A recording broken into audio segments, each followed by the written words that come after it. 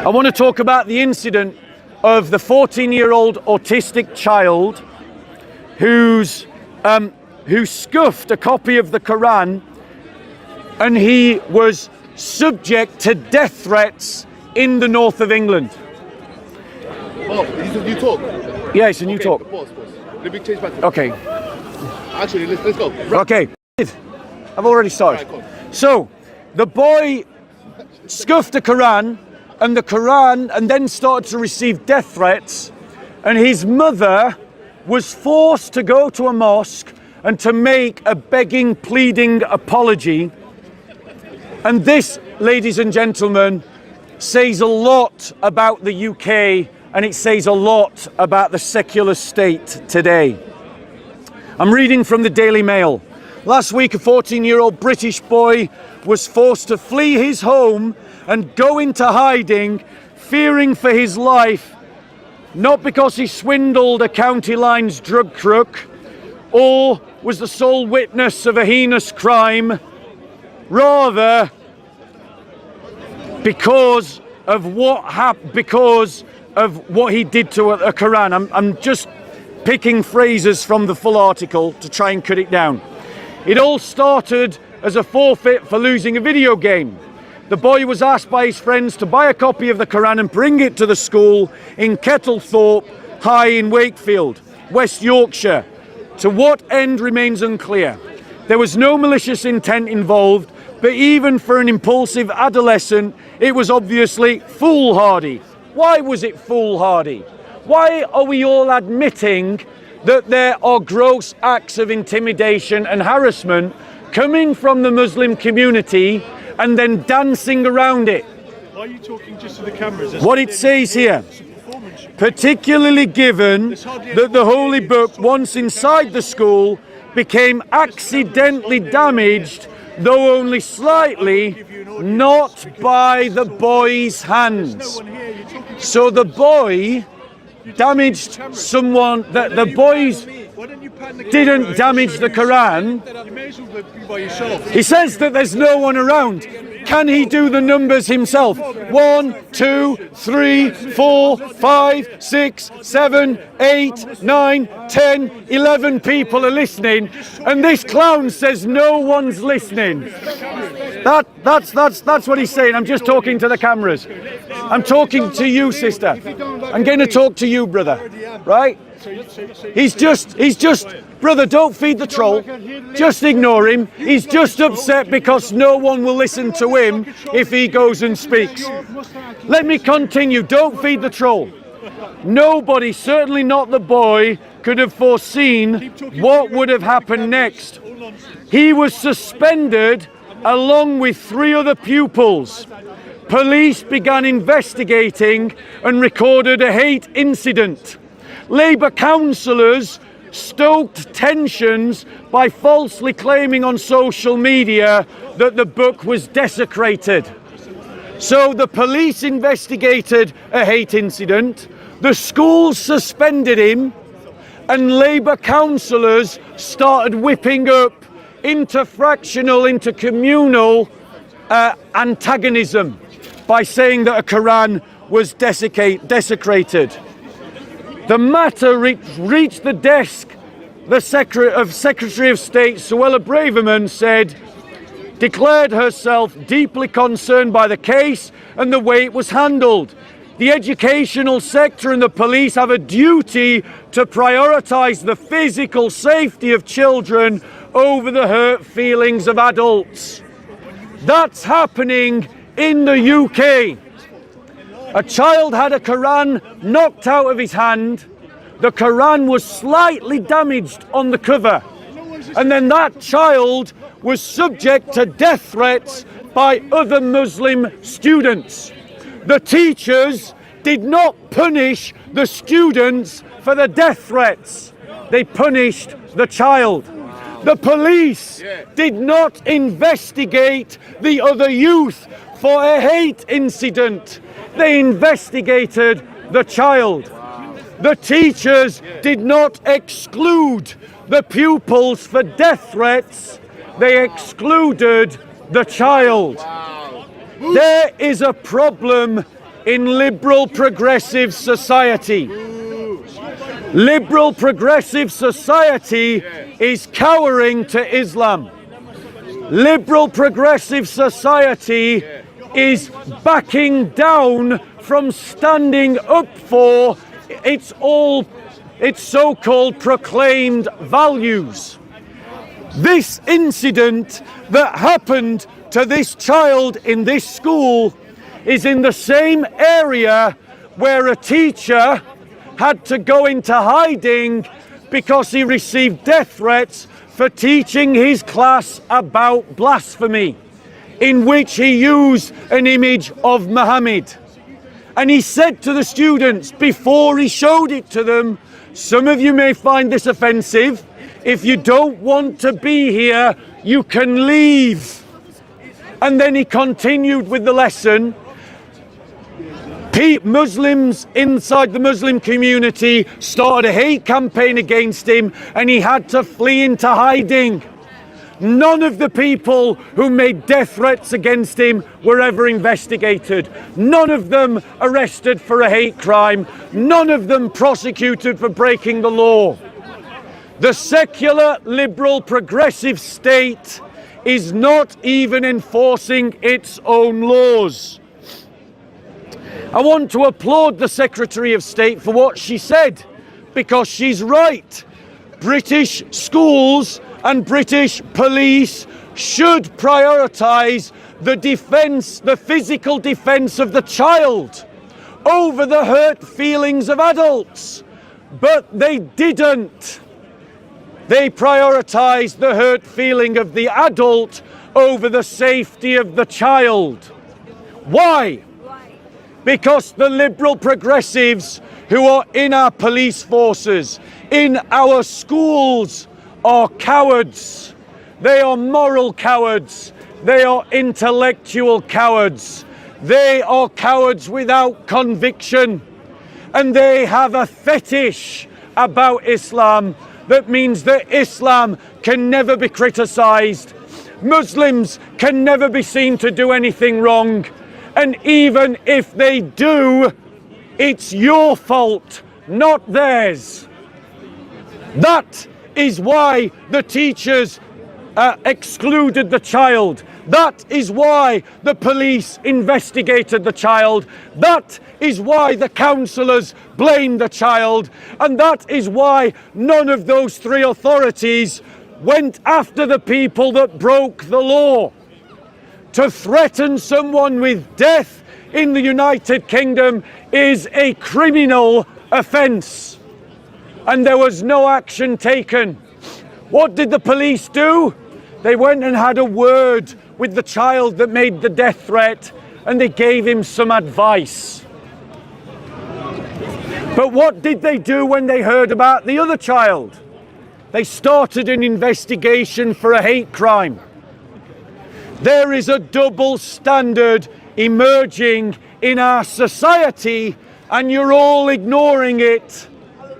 And you're all ignoring it because you've all been kowtowed by the same liberal elites who are establishing the double standard in the first place.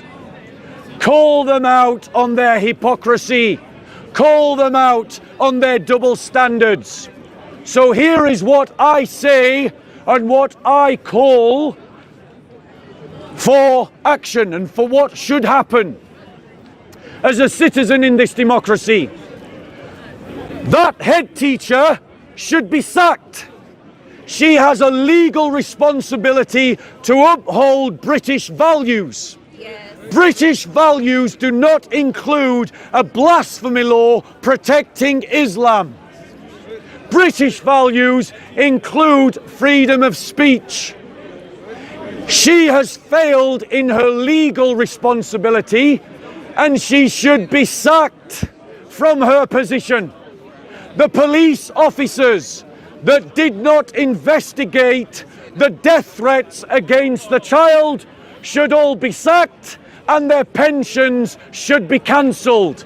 Every one of them, from top to bottom, that was involved in the case and turned a blind eye to a death threat should all be sacked. Yes. And barred from working for the police.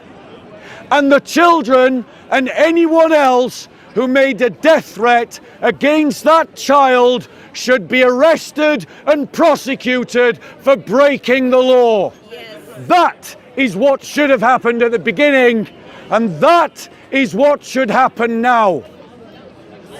And this is the second incident in which the state has cowered to Islamist bullying in the north of England. Your state that you think will protect you is already cowering from Islamist bullying. I'll tell you why. Because the liberal progressive secularists, their ideology contains within it a contradiction. The society that they want to create is a society free from the church and free from Christianity. They have a blind spot when it comes to Islam and Sharia law. So they want to push Christians out of politics. They want to make you Christians silent when you stand up for your faith, and they'll accuse you of every kind of bigotry under the sun when you try to live according to your religion. Benita, could I get a bottle of water, please? But if the Muslims do exactly the same thing, the state cowers to them. And I've just shown you an example of it. Because secularism, liberal progressive secularism, is born out of a reaction to Christianity. So their eyes are filtered to see when Christians are gaining influence, power and authority in society, and they will stand against it. But when the Muslim community is gaining influence, power and authority in society and pushing Sharia law into society, the liberal progressives can't see it, because many of those elites are white middle-class people who have never had a black friend or a friend of colour in their lives, and they have confused the category of Muslim with the category of race. And they think if they stand up to the Muslims making death threats, that they are being racists. And that's why they won't stand up against Islamist militants in the UK. And we saw that when tens of thousands of white girls were industriously and systematically raped by Muslim gangs across the north of England in their thousands. And Labour said nothing, and the police did nothing. And they did nothing because they said on record they were scared of being accused of being racist. Christians, what must we do? We must recognize an uncomfortable truth. The uncomfortable truth that we must recognize is that we cannot depend upon the secular state to be there to protect us. The secular state of Nigeria failed to protect the Christians of Nigeria. The secular state of France has failed to protect the churches of France. The secular state of the United States of America has failed to protect the Christians of Dearborn, USA, who are also being harassed by Muslims. Now, I want to be clear. I am not saying all Muslims are doing this. I'm saying a tiny percentages. I'll even put a figure on it. 2%. But what's 2% of 1 billion people? It's 40 million people. What's 2% of 4 million Muslims in the UK? It's around 20,000 people. That's enough to fill a town. And the state won't stand up to them because your liberal state is weak. So I say to you, my brothers and sisters in Christ, that we should organize within the church to guarantee our own security in the same way that the Jewish community at Golders Green does. They have their own security service that cooperates with the police, is known by the police. It operates within the law to protect the Jewish community. Why did Jesus worship Allah on the cross? We Christians must follow Christ's teachings to love and to serve one another. Don't feed the troll. Sister, don't talk to him. Don't talk to him. Brother, don't talk to him. Just ignore him. Sister, he's feeding on your energy. Just ignore him. Okay, if you guys want to listen to me, come forward. Come forward. Come forward. If they want to talk, come forward. So, ladies and gentlemen, as Christians, we must defend our community by every legal means, and we must organize ourselves to do it within the church, and we must recognize that secularism is failing and has failed, and we must aspire as Christians. What have you done in Algeria? We must aspire. Algeria. What did you do in Iraq? You Christians. You killed Muslims as well. We must aspire as Christians for a new Christendom, for a politic that is not secular. We must oppose as Christians the secular liberal state, because the secular liberal state will lose the battle against radical Islam. It is already losing in Nigeria. It is already losing in France. It is already losing in the USA. Do not commit yourselves to failure, my brothers and sisters. Instead, commit yourselves to a different vision of Europe, one that is a new Christendom in which our politics, our economy, and our culture is governed by a muscular Christianity that is willing to go toe-to-toe with the Islamists and to bear down upon them all the apparatus of the state without mercy or pity. There are two laws that we can pass against the Islamists that would crush their movement in two moves. Firstly, you bring back a law that states that anyone who supports the Islamist agenda can be kicked out of the country. They can be banished. It's a law we had in this country before, and it's a law that we can have right across Europe. Anyone who sympathizes in any way with the Islamist agenda should be banished from the country and not allowed to return. Second law, that we pass a law that says those who are found guilty of supporting the Islamist agenda should be made outlaws. Outlaws means that they receive no protection from the state from any act. And if you make these Islamists outlaws, the British people will deal with the Islamists themselves. If the state will not deal with the Islamists, then let the people deal with the Islamists. Ladies and gentlemen, Tell me Matthew and Mark's surname. ladies and gentlemen, let me debate this heckler. You can ask So- the Holy Ghost if you want. You can ask the Holy Ghost. I want to debate you about something. I'm not debating about anything. Yeah, well, I'm going to try and debate you anyway. Well, I'm not interested. Oh, he's walking away.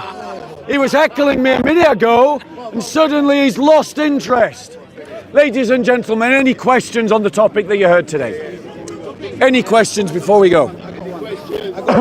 Yeah, go on. So you were saying that the way to deal with the Muslims. No, I didn't say that. Okay, what did you say? Sorry, go on. Said deal with the Islamists. Okay. I made a distinction between the Islamists and the Muslims. Okay, what's the difference? Well, the difference is that Muslims sit across. One second, because I want to be clear. I'm not sure what you were saying. So go ahead. Right. So Muslims sit across a spectrum, right? A spectrum of belief. There are some Muslims that just treat their faith like a culture. They go to mosques for funerals, weddings, and circumcisions. And there are some Muslims who believe their faith devoutly, but they're not interested in imposing it on other people. And there are some Muslims that believe that because they're Muslims and because Islam is right, that not only should I follow it, but they believe that I should be forced to live under Sharia law. When I say Islamists, I'm speaking about those Muslims who believe that I should be forced to live under Sharia law. That's who I'm talking about. So now we're clear who I'm talking about. What's your question? Well, it seems to me like you were talking from a perspective which is not involving God. So go on. What's the question?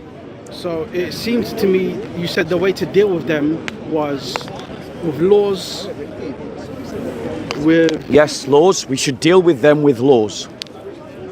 We should pass Are you a laws. Christian? Yeah, I'm a Christian. So why deal with them with laws? Right. So why deal with them with Why laws? not, well, hold on, one more question, sorry, to add to that. So, go why on. not deal with them with love?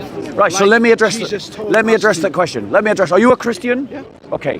You're not Muslim, are you? Okay. I look Turkish, but I'm not Turkish. Okay. Right. So let's be clear. Love for the Christian is not some passive force. It's not a passive energy in the Christian worldview.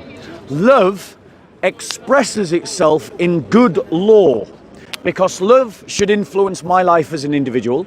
It should influence my family as a collective. It should influence my fellowship, my society, and my state. So what I'm saying is, it's not loving to allow what's happened. The two examples that I use, you might not have been here for it. Let me finish answering your question. It's not loving to allow Muslims to force a teacher into hiding under death threat because he was trying to do his job teaching students about blasphemy. It's not loving to allow a child who's autistic to be forced into hiding because of death threats. No, I'm going to finish. I'm going to finish. No problem. It's not loving to allow a child to be forced into hiding because of death threats because the Quran had its cover scuffed. Right? That's not loving. It's also illegal. It's not loving to not enforce the law. So if we talk about love in terms of the state, what we're talking about is good law well applied. And what I'm criticizing is an absence of sufficient law, and the laws that we do have are not being applied sufficiently. Okay, so people have free will. They're going to live their lives how they choose to live their lives. So I understand what you're saying. So should a Muslim... I have free will to make the choices I want to make. So should a Muslim... Even if they're wrong. No, answer me this question. Should a Muslim... I'll let you talk. Let me talk. Go on. Even though they're wrong, everyone here has free will to choose what they want to do. Right, let me ask you a question. Do you have the right to threaten me with death? Give me a second. Do I have the right to... Yes, do you have a legal right to threaten me with death? I can answer this question very quickly for you. Hold on, let me just... Why not? Right, so, no, he's going to try and run away. So the actual answer to the question is... I'm not going anywhere. Right, legally, you do not have the right. Morally, you do not have the right. Why? Because you claim that you're a Christian. Christ says you should love your neighbor as you love yourself. That means the good that I want for me is the good that I want for you. So I don't want to be threatened by death, so I don't want you to be threatened by death, which means that as a society, we pass a law that says it's illegal to threaten people with death. I gave two examples where Islamists in the north of England have threatened a teacher and a student with death, and the police have done nothing.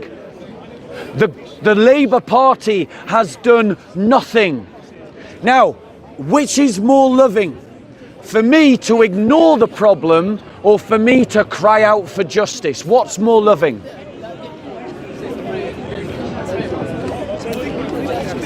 Each person is going to deal with it. You haven't answered my question. What's more loving? Okay, give me the scenario now and I'll tell you what I'll do. Right, you need to pay attention in this conversation because I literally just gave you the scenario. I am paying attention. So let's do it again, right? Now you're claiming... Okay, listen. Be respectful, yeah? Right. So here's the question, because you're claiming that you're a Christian. Why do you doubt that?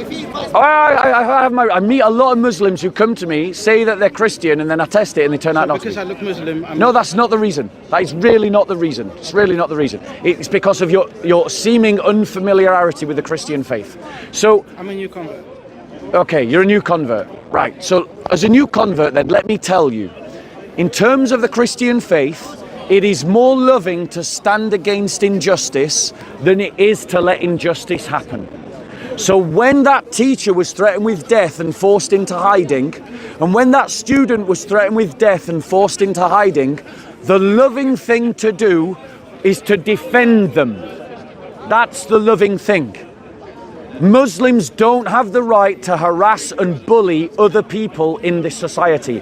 And the liberal, progressive, secular state is letting them do it. So what would you like to say in reply to that?